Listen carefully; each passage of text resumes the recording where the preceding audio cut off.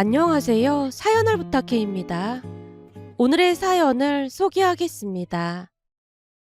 형님과 아주버님은 대학 졸업장을 받자마자 곧바로 결혼식을 올렸습니다. 지금은 벌써 아들 둘을 키우고 있어 명절 때마다 시댁은 아이들의 웃음소리로 가득 찼습니다. 그에 비해 우리는 30대 초반이 돼서야 백년 가약을 맺었습니다. 사실 요즘으로 치면 전혀 늦은 편은 아니었지만 형님과 아주버님이 워낙 이른 나이에 가정을 꾸렸다 보니 왠지 모르게 우리가 늦게 결혼을 한 기분이 들었습니다. 그런데 무엇보다 인상 깊었던 건 형님의 성격이었어요. 형님은 평소 말수가 극도로 적었습니다. 가족 모임에서도 대부분의 시간을 조용히 앉아서 보냈어요. 입을 열어도 꼭 필요한 말만 간결하게 할 뿐이었습니다. 괜찮습니다. 아니요. 감사합니다. 같은 단어들이 형님 입에서 나오는 말의 전부였어요. 웃음기라고는 쳐다볼 수도 없는 얼굴 표정도 독특했습니다. 마치 얼음처럼 굳어진 듯한 무표정을 항상 유지하고 있었거든요. 가족들이 아무리 재미있는 이야기를 해도 형님 얼굴에는 전혀 변화가 없었습니다. 감정의 파동이 전혀 느껴지지 않는 그야말로 차갑고 냉정해 보이는 모습이었어요. 시어머님과 시누이가 농담을 던지면 다른 가족들은 모두 웃음을 터뜨리곤 했는데 형님만은 마치 그 소리가 들리지 않는 듯 무표정한 얼굴로 자리에 앉아 있었어요. 마치 자신만의 투명한 벽을 둘러치고 있는 것 같았습니다.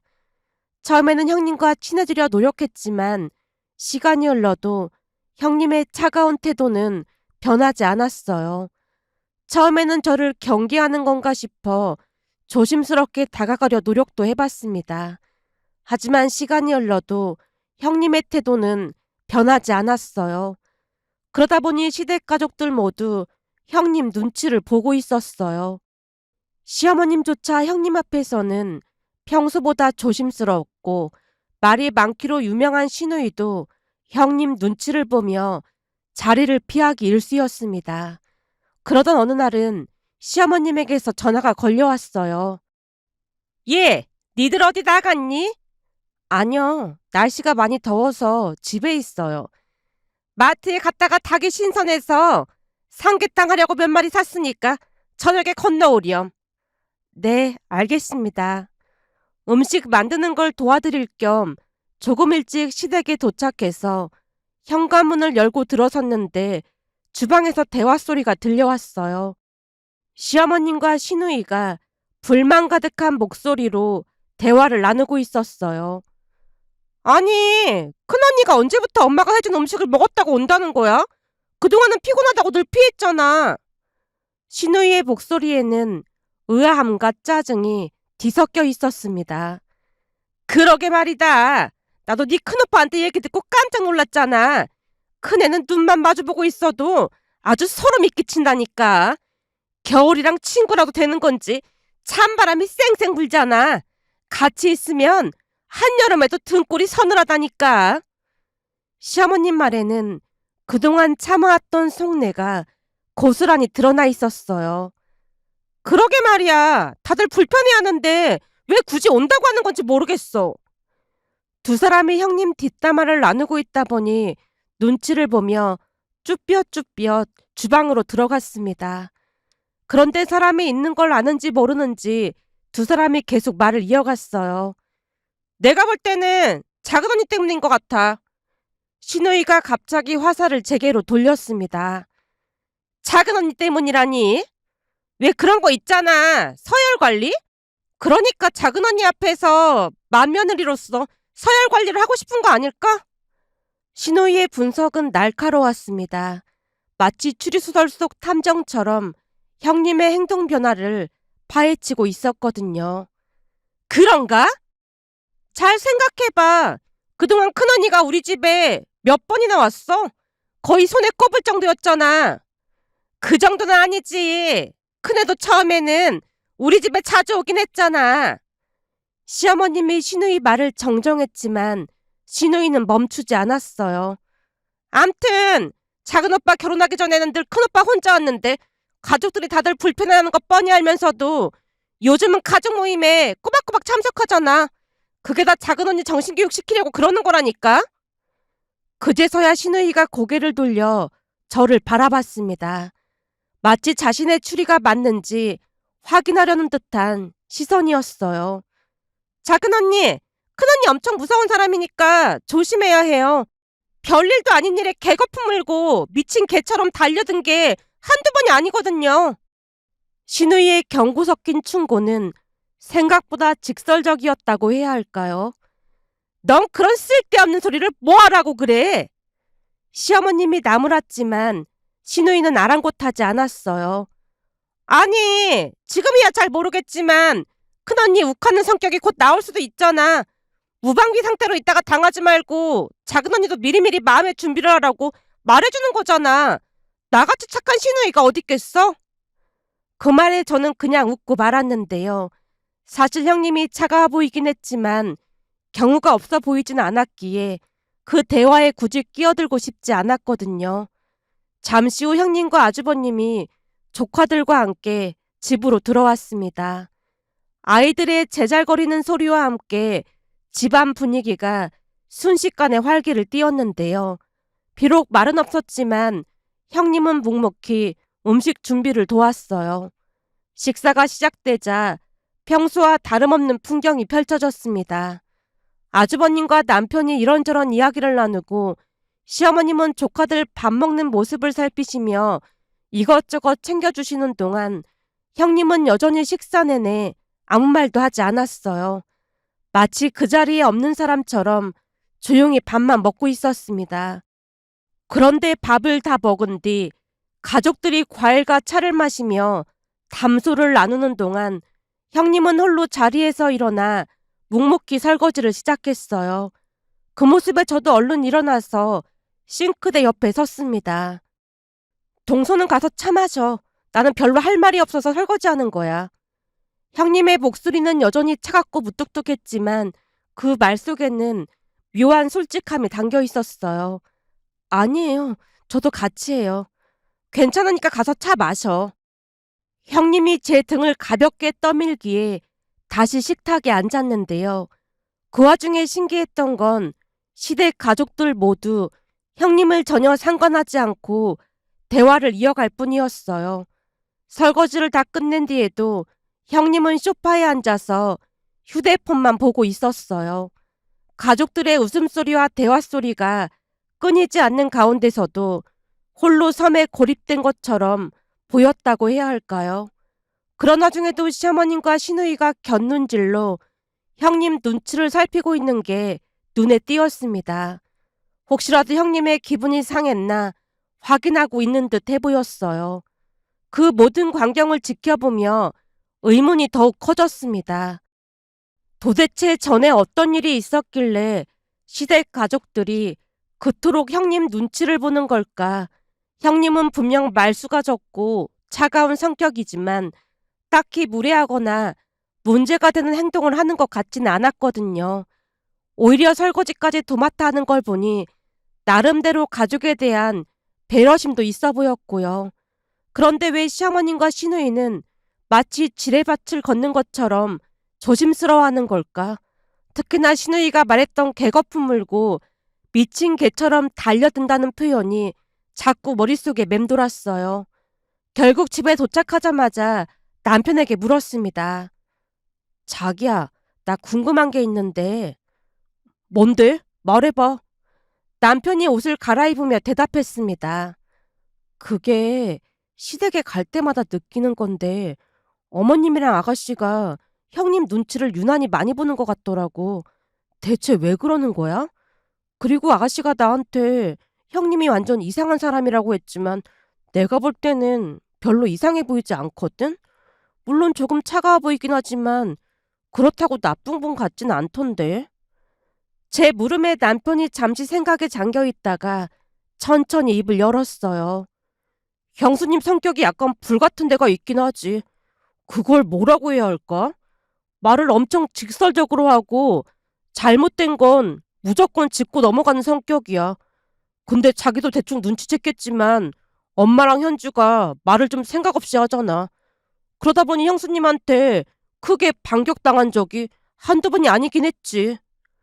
남편의 설명을 들으니 조금씩 퍼즐이 맞춰지는 느낌이었어요. 내가 볼 때는 형수님이 문제가 아니라 엄마랑 현주가 문제야.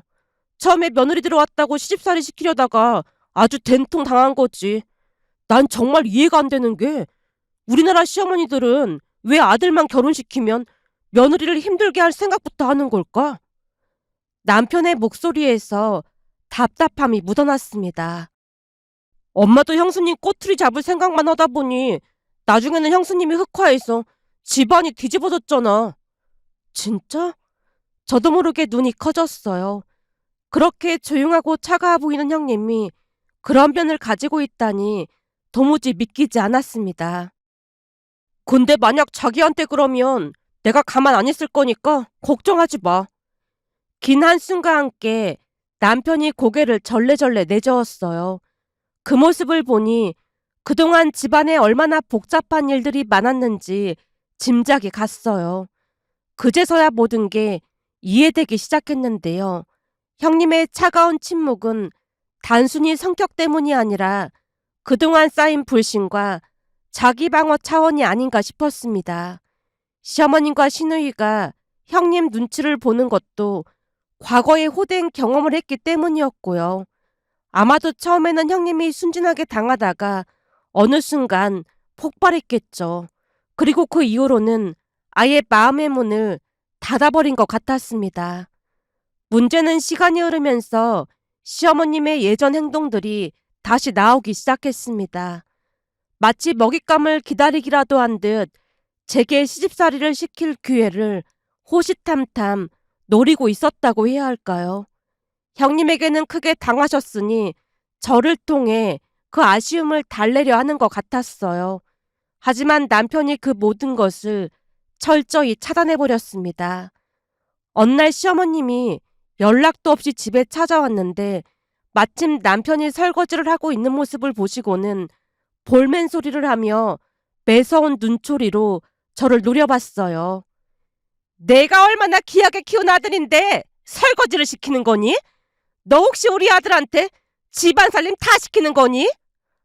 아니요, 그런 게 아니고. 제가 상황을 설명하려고 하자 남편이 급히 외쳤습니다. 내가 귀하긴 뭘 귀하게 자랐다고 그래요. 대학 다닐 때 돈 버느라 고깃집에서 허구한 날 불판 다갔구만. 그러니까 괜히 트집 잡을 생각하지 말고 그만 가보세요.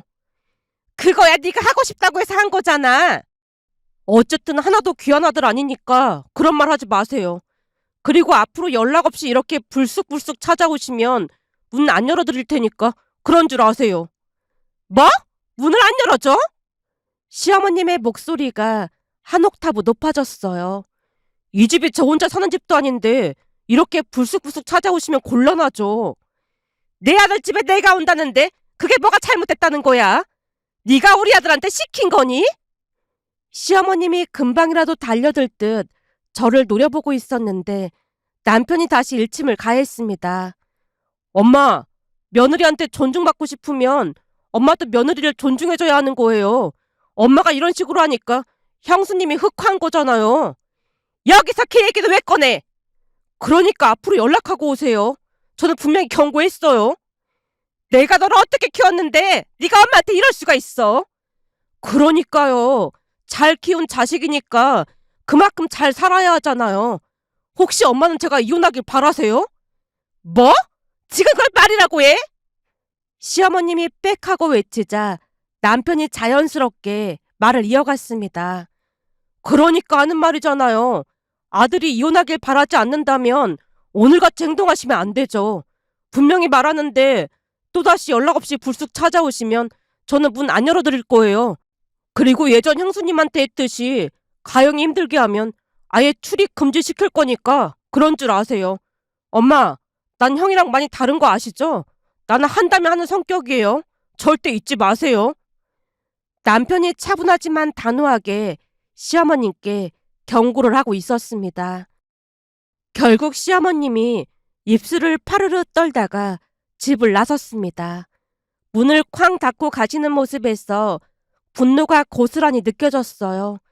잠시 후 설거지를 마친 남편에게 걱정 가득한 목소리로 말을 꺼냈습니다. 자기야, 아무리 그래도 너무 심한 거 아닐까? 전혀 심하지 않아. 전에 형이 중간 역할 못하는 거 보면서 나는 절대 그러지 말아야겠다 싶었거든. 그럼 아주버님은 그냥 아무 소리도 안 하신 거야? 처음에는 누구 편도 못 들고 안절부절 못했지. 근데 형수님 입에서 이혼 얘기까지 나오니까 그제서야 입장 정리를 하더라고.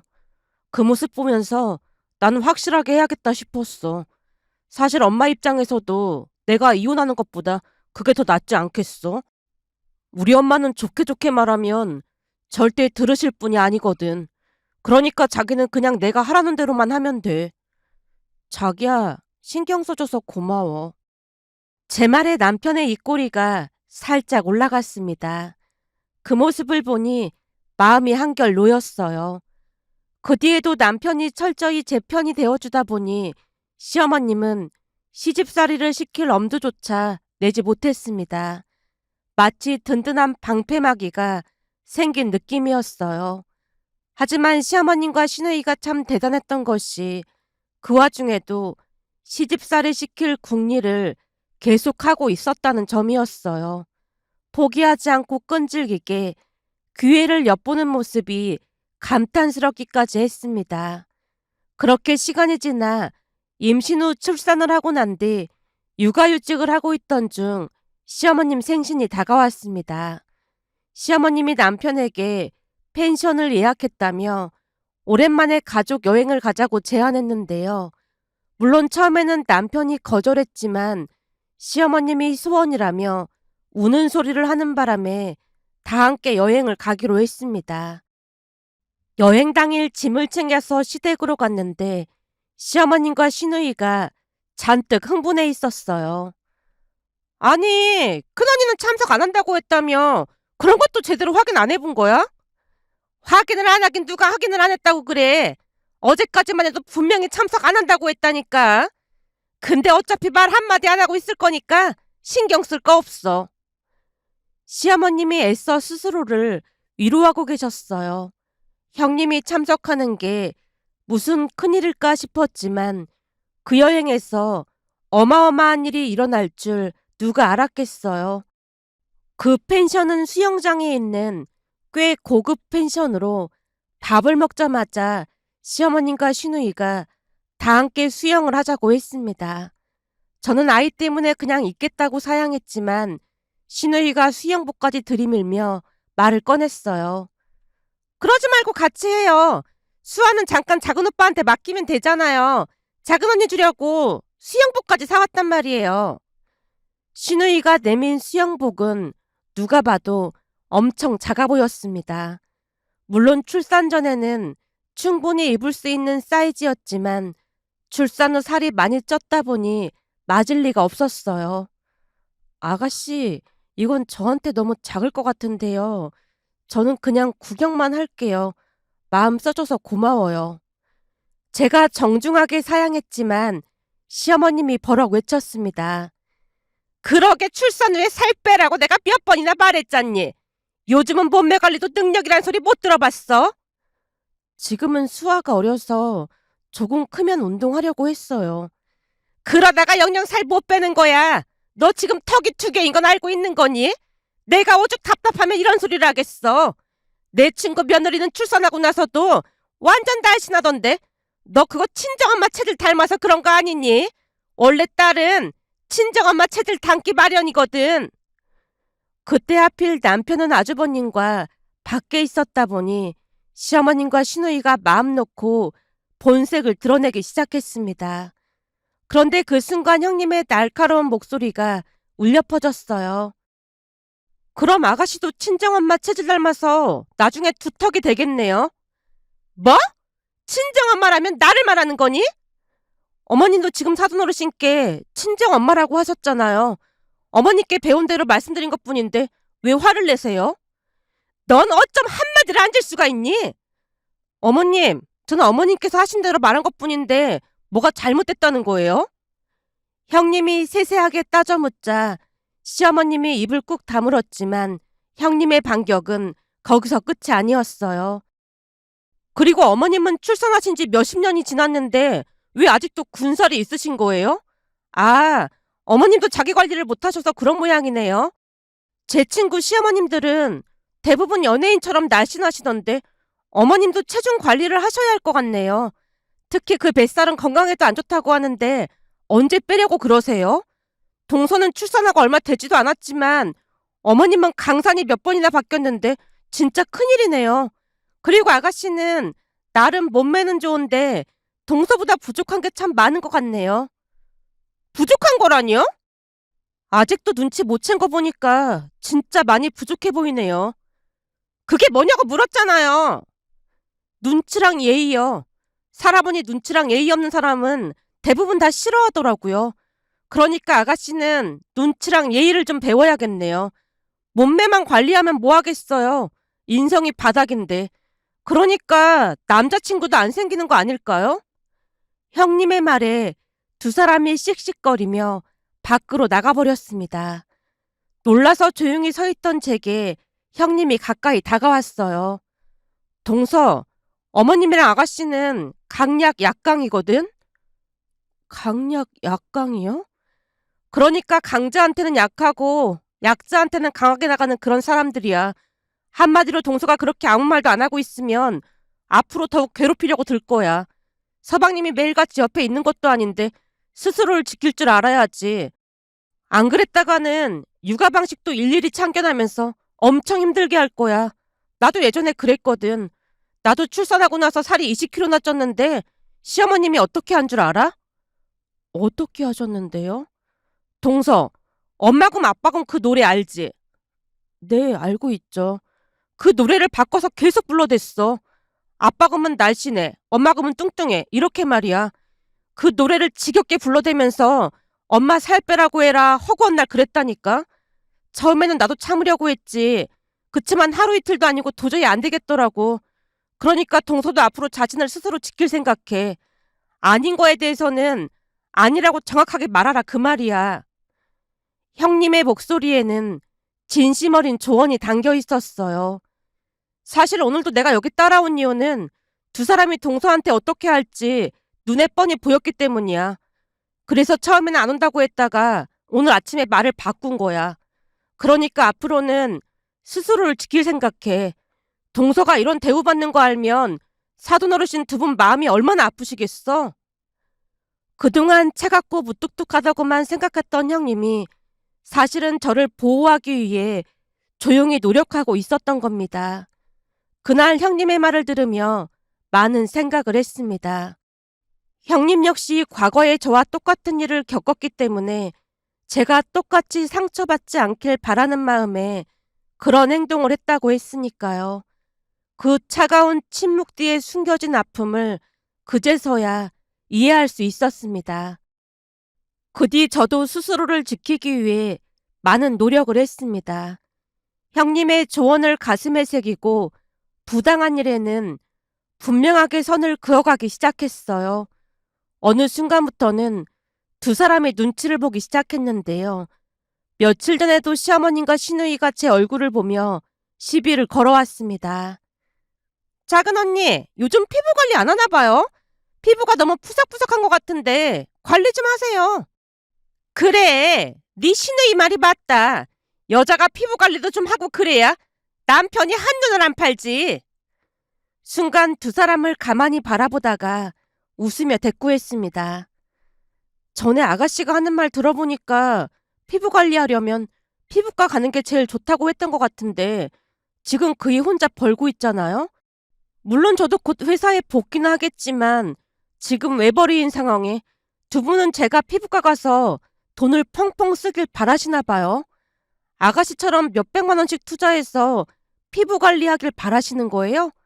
아껴서 사는 것보다 그게 더 멋지다고 하시면 저도 아가씨처럼 피부과 가서 돈 펑펑 쓰면서 피부 관리 받을게요. 저도 모르는 사이 그 말들이 술술 새어나왔습니다. 두 사람이 눈치를 살피며 조용히 입을 다물었어요. 시어머님이 뭔가 더 말하려다 멈춰버렸고 시누이는 어색한 웃음만 지으며 화제를 돌리려 했거든요. 그 모습을 보며 형님의 말이 떠올랐습니다. 형님 말처럼 두 사람은 강약 약강이 맞았으니까요. 제가 강하게 나가자 시비 거는 횟수가 눈에 띄게 줄어들었습니다. 물론 세상에는 우리 형님처럼 착한 사람이 더 많다고 생각합니다. 그 착한 마음들이 상처받지 않고 오히려 더 큰 사랑으로 돌아오는 그런 세상이 되었으면 좋겠습니다. 잘해주는 사람에게는 더 잘해주고 배려하는 사람에게는 더 배려해주는 그런 따뜻한 마음들이 넘치는 세상이 되길 바라는 마음에 이렇게 글 남겨봅니다. 오늘의 사연은 여기까지였습니다. 즐겁게 보셨다면 구독, 좋아요 부탁드립니다. 고맙습니다.